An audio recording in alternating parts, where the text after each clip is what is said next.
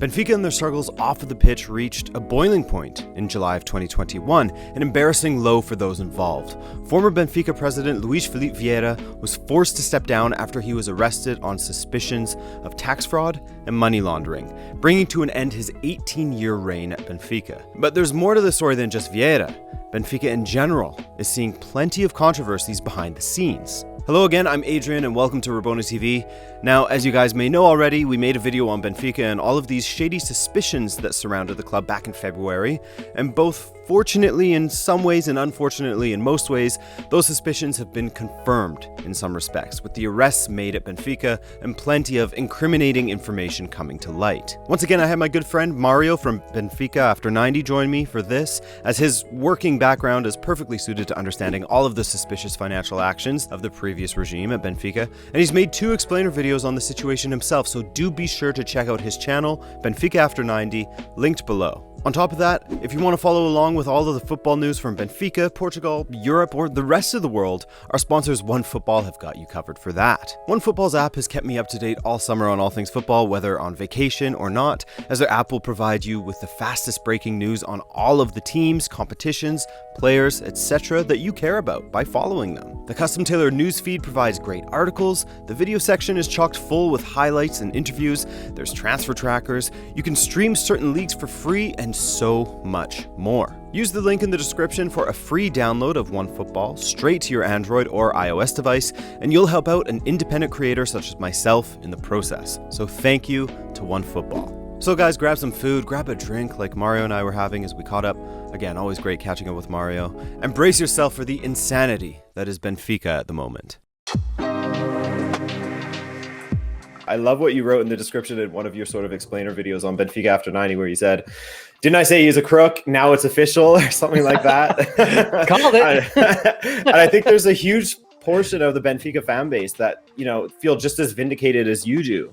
So tell me about what happened in early July, I guess it was, when it became official, allegedly, of course, allegedly, we'll put a big allegedly in front of everything, with the police raiding Benfica's offices, arresting Vieira. What happened in early July there?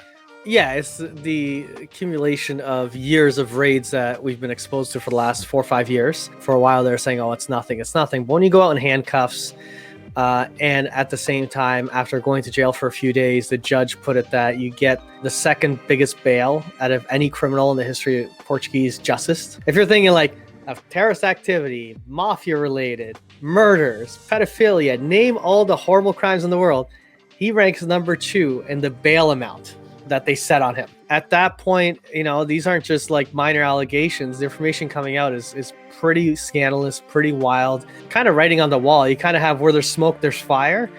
And this is a case where there's a lot of smoke everywhere. And we talked about it on the last video we had, where there's just certain things are missing, certain things don't add up, things don't feel right. And you can look at the numbers and you just see a lot of others and miscellaneous costs on the financial statements.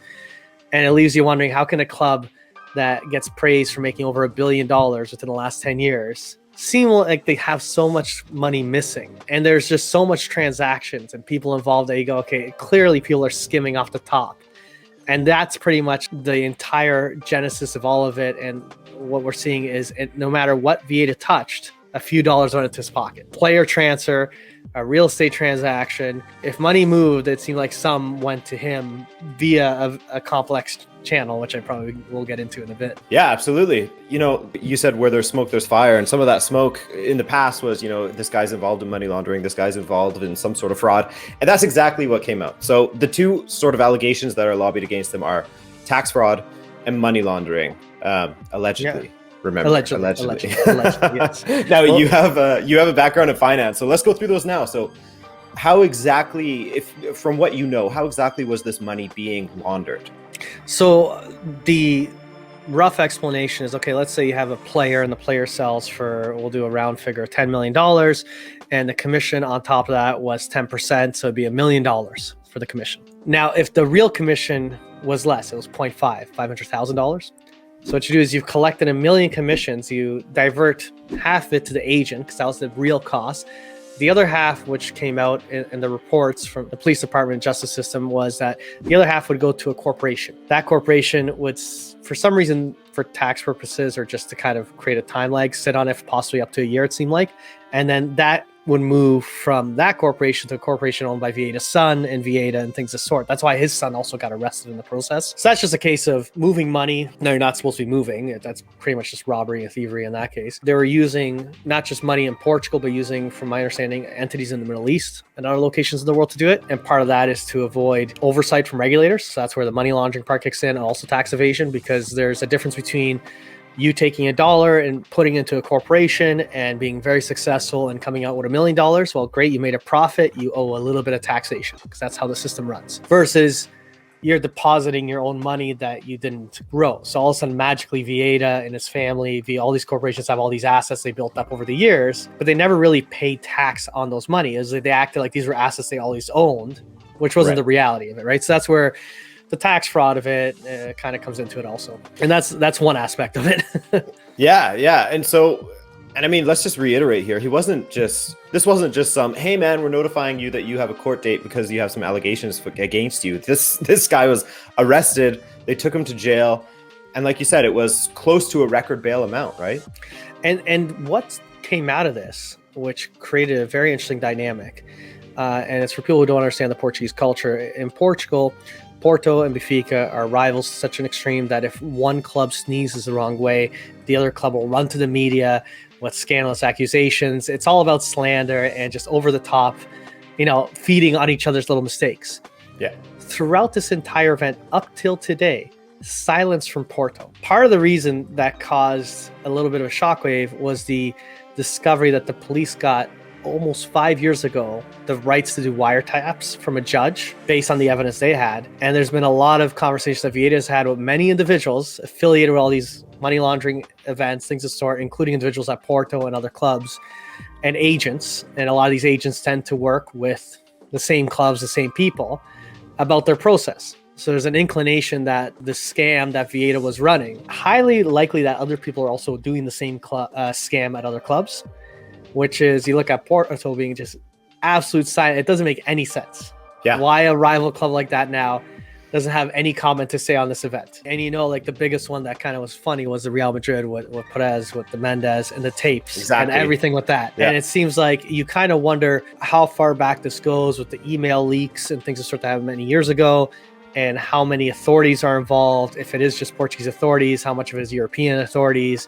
There's issues within the industry, within the sport, within agents, within clubs. And so it's one of these things where it's a domino, where if one domino falls and you found out how they did it, and the same people are involved in other clubs, you can find out how they did it. And there could be a chain event. And that's what I find very fascinating about all this, is just that silence that's coming from the rivals. Yeah, it certainly feels like the kid that, I'm sure you've seen that meme of the little kid that's just standing there with his drink sort of looking side to side. It feels like that's what the rivals are doing. And just for those who aren't aware of what Mario was speaking about there, what sort of corroborates what he was saying about other clubs being involved was these Florentino Perez leaks that came out a little while ago, in which he said, or he sort of alluded to the idea that Jorge Mendes, the super agent, the orange man that everyone's aware of, and the Porto president were sort of involved in some sort of money laundering type of activity where, funds would come from them, would come from a club, and it would end up in a Swiss bank account, et cetera, et cetera, et cetera. So that's sort of what Mario was alluding to there. Massive allegations against Vieira. Finally, he is no longer the president at Benfica, and he was replaced by Mr. Manuel Rui Costa, legend of the club. He's on as the sort of interim president at the moment, but he immediately had a little bit of a controversy. I mean, up against what's happened with Luis Felipe Vieira, it was nothing, but he had something going on with his football theme park, Foot Lab, and apparent ties to Benfica. So what's going on here, Mario? How did this go against Benfica sort of statutes, if you will? Yeah, the big thing about the rules of the club is that one cannot personally profit off the club and use the club's resources to their own financial benefit. And I guess the whole accusation on the Rui Costa side is that he has this football lab, which is a training facility of some kind, a neat project out in the Middle East, which you see a lot of people getting involved with different projects. But the accusation that money from Benfica went in to kind of back it, or a connection with Benfica to help prop it up. You're using the club's resources to enrich your own wealth. Obviously, that's a conflict of interest. You shouldn't be doing it. If I understand correctly, he was sort of caught in a lie a little bit, or he sort of claimed that he was oblivious to it at first, and then he sort of tied back to how he was sort of aware to the ties between Foot Lab and Benfica, no? Kind of, and he kind of made a tie and then implied that, well, this has been in the works for a while. I wasn't the vice president yet when this first started. Therefore, technically, I wasn't in that position of power in that state. A lot of everything that's coming out with not only that, but with Vieira, it's just misusing the club's assets or power for your own advantage. And when we did our show earlier in the year, when we talked about the whole Vieira item, a few months later, there was which is rather unprecedented. Vieira got called up by the parliamentary committee. What a scandal involving the Novo Banco, which is a bank that basically went under, a major bank in Portugal. And like any other major bank that goes through financial difficulties, taxpayer money was used to try to bail it out, prop it up. And then they did a big investigation, and it was a few years ago. And what they found was Luis Vieira was the second most indebted individual to that bank. And on top of that, no efforts were ever made to collect money from him. Like, you saw the efforts the bank made to collect from everyone else, where it's like, how do you owe the second most money to a bank that was going bankrupt? And based on all the documentations, it looks like everyone was good with you never paying back when they're dying for money and going to taxpayers for bailout money, but yet he was never asked. And oddly enough, during that exact same time, Benfica generously prepaid all their debts that they didn't need to prepay. In the year of the Penta, right before the Penta, the year that famously Benfica had made a tremendous amount of money and chose not to spend that Penta year, the year they could have won a fifth title they never have done. And fans were livid about that. And that all came out just a few months back. And now a few months later, he's arrested on a completely different issue. These are two completely different legal issues. Vieira tried bringing Benfica into this parliamentary committee saying all about club matters, and government officials from all political parties are saying this has nothing to do with the soccer club. This has to do with taxpayers bailing out a bank and you never paying a cent of it, and how logically that makes any sense whatsoever, and running through the numbers. And it just reeked of like criminality and shadiness. And it really just seems like, yes, you owe this much, but if you get your club to give you their money, we got to lose money somewhere. At least we made some money back. On a similar note, clubs like Sporting and other clubs, when that situation was happening and they owed money to that bank, said, well, okay, we owe you 80 million. We don't need to pay you today. We know you're in a liquidity crunch. How about this? We'll give you 40 today that we don't need to give you today, and you're going to forgive the other 40. And so Sporting and Porto and other clubs did these types of negotiations because they're a desperate lender that needs money today. And in Vieira's case, Benfica's like, oh, no, we'll just give you everything, so we don't need to do this, but you're going to forgive 100% of my debt. So it's a case of where, is it illegal? No. Is it horrifically unethical? Yes. And I don't know, maybe it is illegal actually even in that case, but still it's one of these things where, okay, that's the type of character we're dealing with. Now, before we get back to our conversation with Mario, here's a quick rundown of who John Textor is. He's an American businessman, entrepreneur, and investor who has been involved in the film industry in the States via being the co-chairman of an Academy Award-winning visual effects firm called Digital Domain. They unfortunately went bankrupt in 2012. He's also the main shareholder of Fubo TV, which you may be familiar with. It's a streaming service that raised $183 billion after floating on the New York Stock Exchange. He's been looking to buy a football club lately. And with that in mind, let's look at Benfica's ownership structure. It seemed like someone was courting Benfica to buy some shares, and Benfica was sort of courting them as well. Now, John Textor, for those who don't know, Benfica has a socio or member structure in which essentially the members, I guess you could say, they sort of own the club, or there's no majority owner of Benfica, but you can still buy shares in it, correct? Kind of, yeah. So the best way to look at it is Benfica, the club, the stadium, the brand, the ownership rights is the fans. No one owns it. The way it works is all the fans have a vote. We elect a board of directors, a president, so on, and it's run. Now that entity owns a publicly traded entity, which is called a SAD in Portugal. And this was created many, many years ago by law and the government because of money laundering issues and corruption in Portugal. But anyways, long story short, that publicly traded entity is what owns the rights to the players. The name is the fans, the stadium is the fans, you own the players. So this is where I think, going to this John Textor, interesting character, this is where I think there's a misunderstanding where he talks about the value of the club and how big the club is and how much it should be worth. The fact that they play in the Champions League, they have the rights to play there, things of the sort, where their positioning in the table is. So it seems like it's valued lower than it should be, and he's correct. But the valuation of the stadium's not there because that's not owned by it. The club and the stadium owns that, about almost 70% of it. And where this whole interesting dynamic is there's a few individuals that own about 25%. One individual in particular, it almost sounds like something out of Breaking Bad, but like Gus off Breaking Bad, the chicken guy, right? It's the Rei of Gauge or Frange, which is the king of chickens, running all the chicken shops in Portugal. He pretty much owns 20%. And he cobbled together some other people, so he got up to 25% to sell to this John Textor right before Luis Felipe Vieira got arrested. The club's shares that they own, which is majority shares, they also have a veto power. They can go in and reject this transaction if they wanted to, which is what seems like it's happened. They're only able to veto under certain conditions. So there's a lot of confusion with this acquisition. It seems like John has wanted to buy a club in England or something. He's been trying to get into the sport one way or another, and he thought this was his in. Came into a handshake agreement, got lawyers, signed a contract, bought the shares. All intents and purposes, he owns 25%. The club's vetoed it, and now it's in this limbo stage where it's unclear if the shares return back to the previous owners. Is John still going to own this 25%? Yeah, and it's been funny to follow along. So first of all, the club, I think their initial stance was that they didn't know anything about it or something like that. And then it sort of came out, you saw the pictures of Vieira and Textor together with holding up the John Textor kit and everything. So they sort of had to backtrack on that, I believe. Yeah, the club basically, Rui Costa now at this time is now announced president because of what's happened with Vieira. Then this news breaks. And he comes out, myself, no one at the club, we knew nothing about this. We have nothing to do with it. No one in the club knew about this. This had nothing to do with us. We're going to veto this. We don't even know who this guy is. And then this Texter individual made it very, very public of saying, hold your horses. I met with the shareholders, bought the shares, signed a contract, met with Vieira. Here's the photos of me and Vieira. Then I don't know which one of you directors took me for a tour of BTV, but I spent a bunch of time with senior manager at BTV. A guy showed me the facilities. Here's the photos. Then some other directors took me to the Seychelles, the Youth Academy, saw that.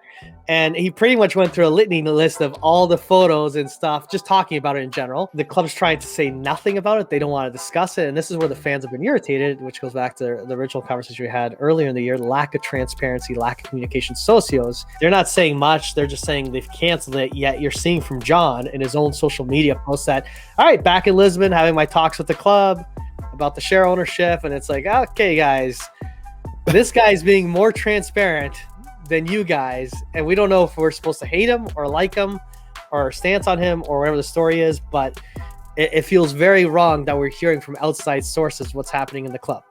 Like you said, that was the whole sort of angle last time, was the lack of transparency. And you mentioned how these SAD had to be set up to sort of cut corruption. But, like Mr. Dr. Ian Malcolm from Jurassic Park says, life finds a way. Corruption in Portugal finds a way, man. They find a way so quick. So let's look at where things stand sort of now to kind of wrap this up. Yeah. I mean, so John Textor, you said that's in limbo. And it sort of feels like the club in general is in a little bit of a limbo because it's not clear when the elections will be. It's not clear if it's going to be Rui Costa. So, what's the status with Benfica as things stand? Going back to the poor relations, one thing that took place after the last election, there's a lot of allegations of corruption, lack of transparency, of what's not being counted. Within the laws of the club, if enough members get together and get enough signatures as members, they can demand what they call a general assembly, where the members will put the agenda item on this meeting. And part of it was to discuss, counting the balance, process, debates, because they didn't have debates last time. All of just a litany list of items that fans have wanted to address. And the club just flat out said no, which is against the statutes of the club. It's like, you don't own the club. You don't have a say. The members run the club. They said no. An individual stepped down saying that pretty much, the fans are entitled to it. They're not letting us do this meeting. I can't even in my right mind work here anymore. So there's people that have actually left the club because of it. This right before Vieira's incident happened. And they're just deferring and refusing to do it and blaming COVID while having other meetings and other gatherings, other events. And then this happened, and right away, again, the fans like, listen, we're calling for a meeting to lay out what we want to see. And Rui Costa said, well, we'll have elections. He's trying to calm people down. We'll do something by September. And after a few weeks, the club officially made an announcement saying by the end of the year, we'll look at having elections. They're still kicking the can down the road of allowing this General Assembly to happen, because what will happen with the General Assembly is the members could vote for the structure of the next election, how the ballots are counted, debates, things of the sort. Everything people didn't like, they could force it on the club. But if you don't have the General Assembly, you don't change the rules, you could have the election under the old rules. So that's currently the fear of the socios, is that this is just another delay. Rui Costa self-appointed himself president. He has a lot of love from a lot of fans. He did a very interesting interview today, his first official interview, and the criticism that's being received is obviously it was a chosen, hand-picked individual that was very friendly with the interview process. And Rui Costa went through pains not to say anything negative about Vieira, nothing negative about what happened, and any harsh tone, spending a lot of time saying, oh, I was blindsided, I didn't know about this. None of the directors know anything about this. We're all like unaware of it. We love Vieira for everything he's done. He's got to be remembered for all the good things he's done. So he was partly defending the man, while saying the man lied to them. And like, it's not the actions of how you'd react if you were surprised. If you love the club and you found the club lost maybe $100 million or more via shady transactions, and it cost the club titles and financially harmed the club's name's been put through the mud, you should have a little bit more agitation or anger. You can respect someone, but when they, talk about a spouse and the spouse cheats on you. You had a great relationship for 10 years. The person cheated on you. You're not going to go, well, I'm not really here to talk about the cheating. I'm here to talk about all the great times you had, and I really don't want to discuss any of the cheating part, and just act like everything's fine. Either the person is blindly naive, or it just feels like there's something else going on, right? And the unfortunate part is you don't steal that type of money or commit that level of fraud and move those types of dollars without other individuals being aware of it, right? Yeah. You don't need a big apparatus aware of it, but there's people that work in accounting, people that work in finance, people that move money from A to B, people that are involved in all this and looking at the paperwork.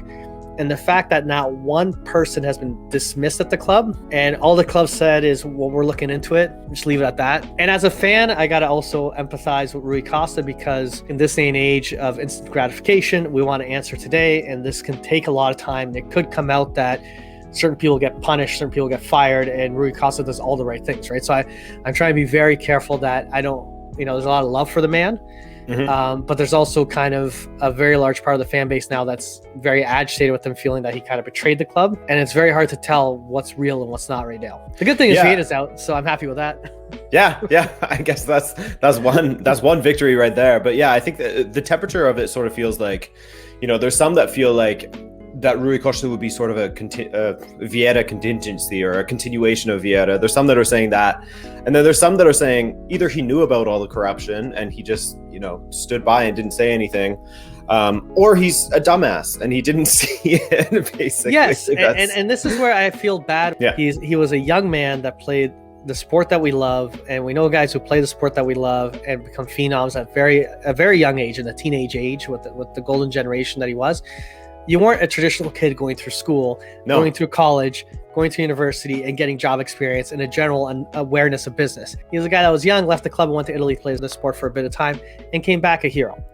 And then just over a decade ago, he retired. And they get, you know what? We love you.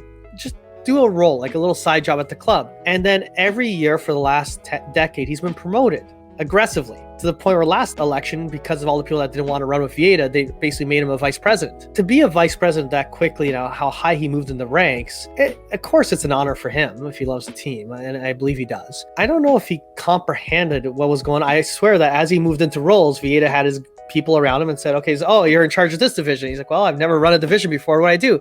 Well, here's my guys. They'll tell you what to do. Sign here, sign here, sign here. I honestly could believe there's honest ignorance. Yep. But it also concerns me that of the group that it's around him guiding this direction. And there have been leaks and discussions that it seems that for many months since the last election, that they're already planning for this contingency, knowing that pressure is on from the police. They knew the raids had happened. Many more raids had taken place in the past few years. And given his connections, it seemed like there was an awareness that it was not a matter of if, it was a matter of when he was going to be arrested. And that in itself, it seems like it's hard to say, I was blindly unaware, and everyone else I worked with was blindly unaware. You can't say you're blindly unaware of John Textor when he's running around with directors. You can't say you're blindly unaware about money missing when there's a ton of money missing. You know what I mean? Like, it's just stuff like that just doesn't feel right. I think the expectation might have been like, oh, Vieira's gone, everything's going to change immediately, but it's going to take a lot of time. And I think that, we're all very much guilty, myself included, of sort of reacting towards a situation based on a hunch. But I think that the middle path is a good one right now, and to just sort of wait and see what happens with Benfica and sort of take things as they come. Yeah, because they could do an internal investigation. Right now, there are a lot of people now in the club, which I honestly think are trying to figure out what's going on, that we're not part of this inner circle. And just for reference, the last time the club had a scandal in the early 2000s, Vieira and him stealing money, it took over a year for that to get sorted out. He got booted. There's a temporary president, and there was a lot of people within the club that were backing him, other people that weren't.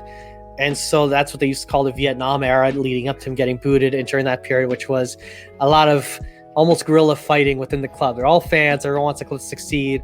And everyone's saying the right thing as people are saying, okay, we got to boot them out so the team can focus on the pitch. The guys in there are saying, okay, we got to calm down. We got to focus on this Champions League playoff we got coming up. Focus on the pitch. We'll sort this out later. I do think there's honestly people want the club to succeed. It's just there is a lot of confusion, and I hope when it's all said and done, and I truly believe this, that Rui Costa comes out as an okay person, whether he's the president or not. I don't care, to be honest. It's that he comes out that he truly was ignorant, and because he's a legend, and there's so much love for him, and I have so many personal friends that have interacted with him on different levels, and every interaction I've heard about the man, no matter who I've talked to, is the same class act. It's like I meet with different people from different walks of life, and how they explain Rui Costa to me and their interactions, it's the same interaction every single time, no matter the environment he's in. He's always doing proud by the club. So I'm holding out hope that he will do the right thing, and that maybe it's just biding time, because he probably knows he's surrounded by Vieiristas, and that maybe things just need to kind of shake out a bit further, right? And there you have it. Like Mario said, we hope that Rui Costa is simply an honestly naive or ignorant guy when it comes to how much he knew was going on at Benfica, because if he did know what was happening, well, that would be extremely heartbreaking for many Benfica supporters. Just as everything else happening with the club is heartbreaking. It's a sad state that Vieira was running. So while we're happy to see him go, let's hope the running of the club will be better in the future, that the interests of those in charge will be for Benfica to be the best team they possibly can at a competitive level, as opposed to a means to make some shady transactions and profit off of the club. I want to thank my friend Mario once again, who is always a pleasure to speak to. He's an encyclopedia of Benfica knowledge and so generous with his time. Do go and check out his channel, Benfica After 90, if you want to get frequent Benfica coverage in English. They typically have a live show after every match, so it's worth a subscription on YouTube, my friend. But beyond that, I thank you for taking the time to listen along. I'm Adrian, and have a great day. Ciao.